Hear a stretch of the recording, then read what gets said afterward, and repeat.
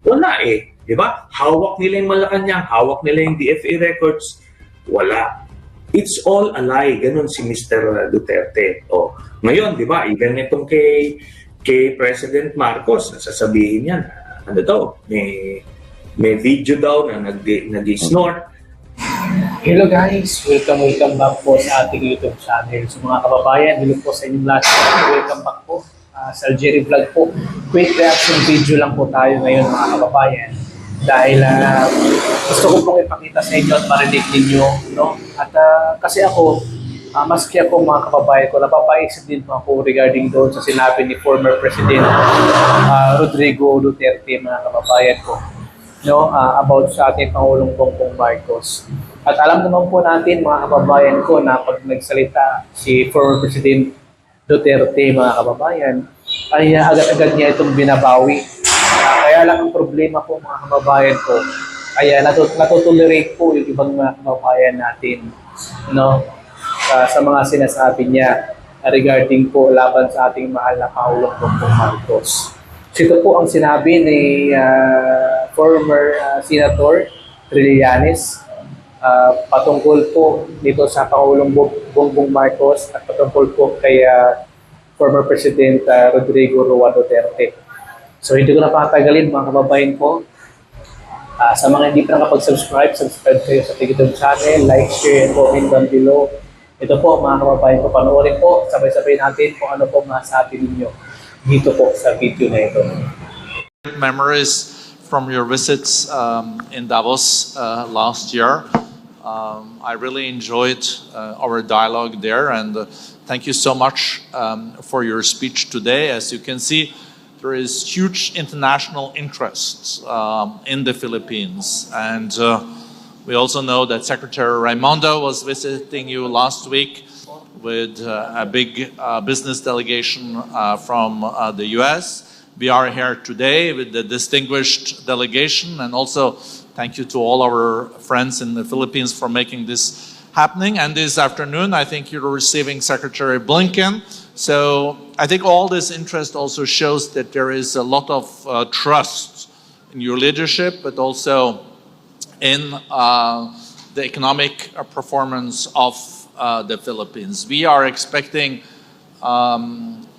also very strong growth this year in the Philippines, but even more important, we do think that there is just a question of time before the Philippines is a $2 trillion economy and moves to the 18th largest economy in the world and then to the 12th. What do you think, Mr. President, are the most important measures to take in the coming year to make sure that you reach the goal of 2 trillion and that you become even a stronger economy globally? Well, in our view, and it has been, we have been consistent in that we feel that we really, at the very, very start of this, is that we have to go back to basics, but not basics as they were before the pandemic, the new basics for the post-pandemic world economy. And we are continuing to do that.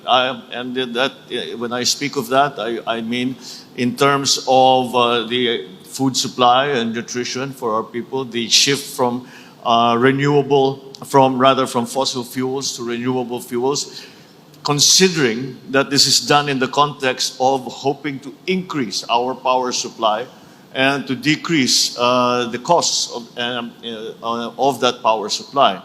And of course, after that, after just the making more efficient the bureaucracy, digitalizing as much of the economy as we possibly can. And for that, I speak mostly on the public sector. The private sector has really, by necessity, has had to keep up with the rest of the world in terms of digitalization. Unfortunately, it's the bureaucracy, the government functions that have taken the back seat. And so we are trying to work on that.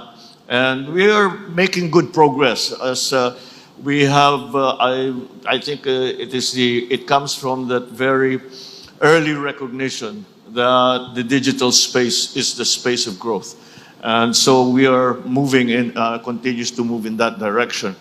So having attended to, or continuing as we have attended to the basic areas of the economy, then we now move on to the initiatives that we would like to introduce. And those are, what I spoke of in my speech, are the investments that come from private partners, even G2O also, but government-to-government investments are also something that we are hoping to increase. And these investments also must be directed properly. They cannot be just investments that are just perhaps very profitable, but do not really help the economy grow. So growth is still the main aim. I think we grow, the idea is that we grow the economy out of the doldrums of the post-pandemic situation. And so that is absolutely needed, because the truth of the matter is the Philippines does not corner any market in any world market. And therefore, investments are going to be key.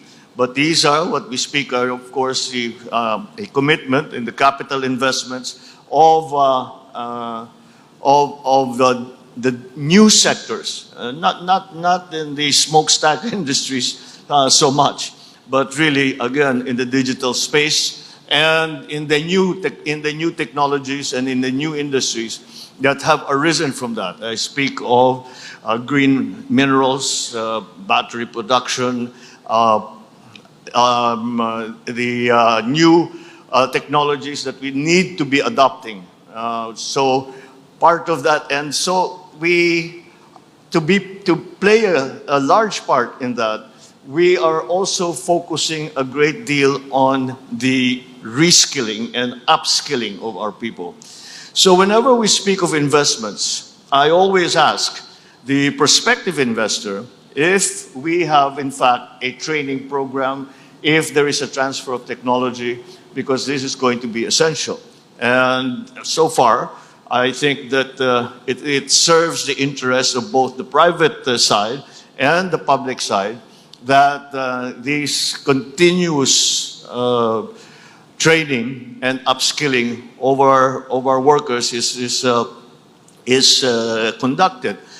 Not only so that they are able to work in the areas that are important in the new economy, but also because we have a very significant part of our economy is dependent on our overseas workers.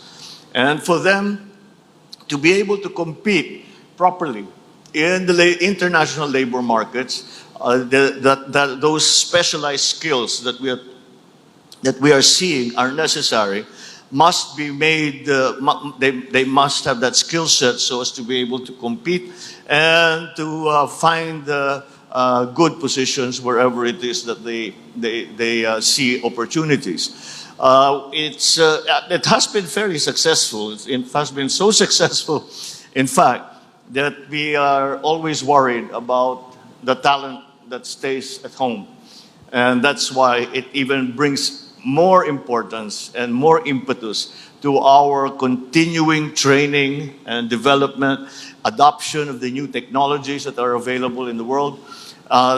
And this is just something that